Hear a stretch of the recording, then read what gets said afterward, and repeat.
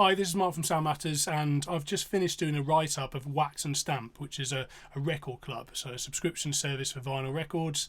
And I just thought I'd just go through the service a little bit just to add to this review and give you a flavour of what it's all about. Just kind of go through the website here, talk about my experience. So it's a UK-based primarily subscription service, although they do say that they will ship anywhere in the world. However, obviously fees apply when you're talking about that kind of thing. And the way that it works is for £30 a month, you'll get 2 records. You'll get 1 album and you'll get 1 EP or single. And you won't know what those records are going to be until they land on your doorstep, which is something I really enjoyed about this service. So it's really at the heart of what they're about and what they do. So if I go over to their About page here, we can just go and take a look and get a little bit of the vibe. So the whole idea from the founders of Wax and Stamp is that it was born out of kind of how they viewed record stores as these wonderful magical places, these places of discovery and community.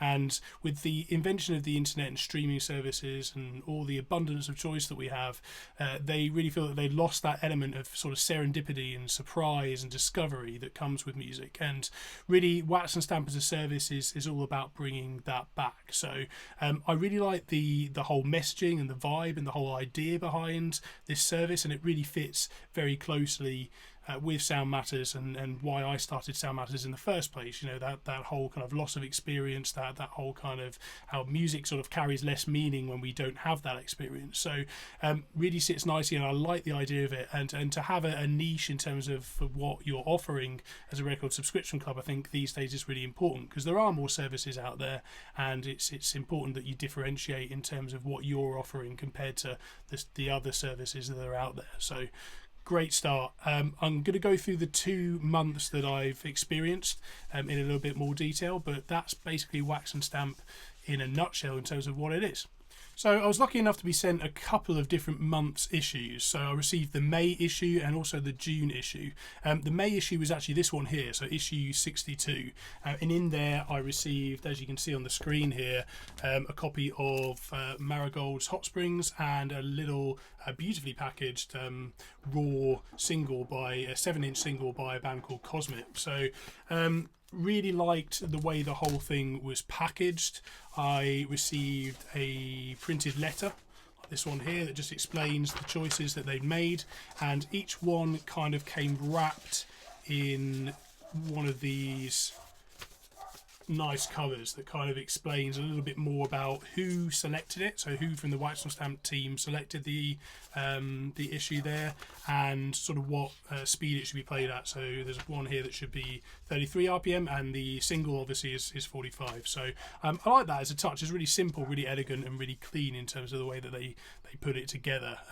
So a really good start there. But what really struck me is that both of these releases are also extremely difficult to get hold of. The rarity is really good. These are really unique findings. So there was only 150 pressings of this LP here, which is really nice, and the fact that this was actually a really in-demand little single from a kind of indie an indie kind of almost punk edged band, if you like, and it's almost kind of the sort of thing that it was a second pressing of this record because it was clearly in high demand, and they were lucky enough to get on that second pressing. So you kind of feel there's an element of exclusivity to the record club in terms of Wax and Stamp, and I really like that as a touch. So I really like the edge of this one in particular. It was really raw, the kind of indie kind of with a bit of a punk edge that you rarely hear these days. So I really enjoyed the experience, and I think the whole thing was well put together. So in terms of the first issue, really good start.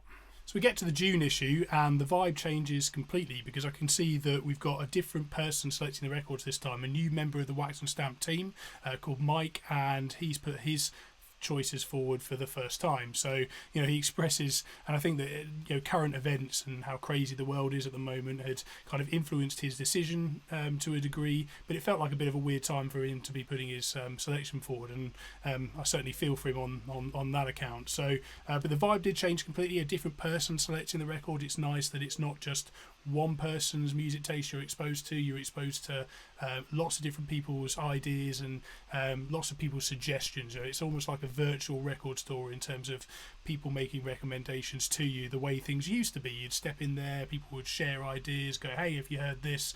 That's the whole idea of Wax and Stamp. So the vibe changes completely.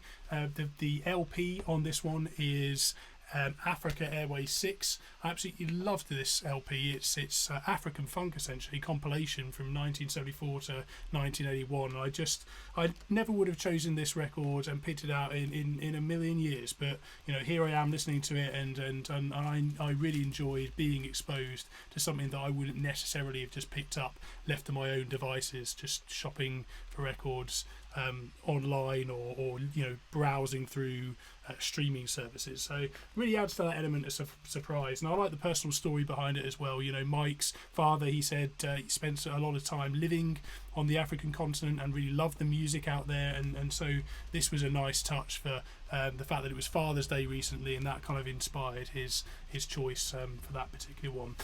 The EP as well, following on a similar sort of vibe really, but not more sort of modern South London sound, which is a EP here from Footlocker, or not Footlocker, sorry, Footshooter.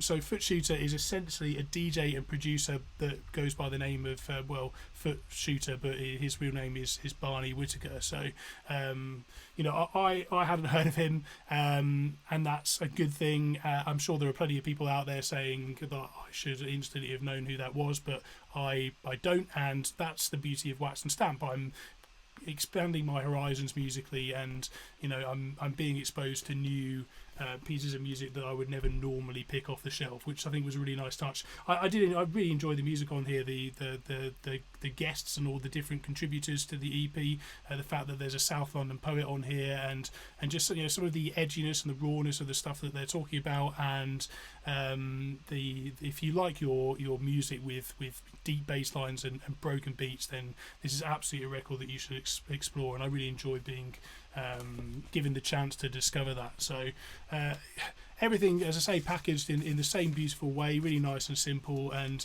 just really gave me an idea of the diversity of thought that's going into what gets chosen for a Wax and Stamp issue, and the diversity of stuff that you can expect to be exposed to. So that's Wax and Stamp in a nutshell, really. And as you scroll through some of these past issues, you also get a great sense of the further diversity of stuff that's available, and the beauty of the artwork, really.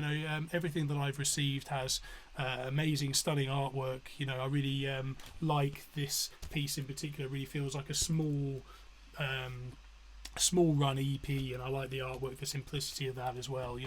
But you scroll through here, and there are lots of issues. The range on offer is fantastic. I strongly recommend you check it out if you like that element of surprise. I've always been going on at Sound Matters about how one of the things we should do regularly is go into record stores, pick records that would be at random almost, just say, oh, I love the artwork on that, so I'm going to give it a shot, and expand our musical horizons beyond our comfort zone. And that's really what Wax and Stamp is embodied in a record subscription service. It's kind of like going into a record store, picking stuff at random, or being recommended things by people within a record store, only it's embodied within an online record subscription service. So check out waxandstamp.com for more information.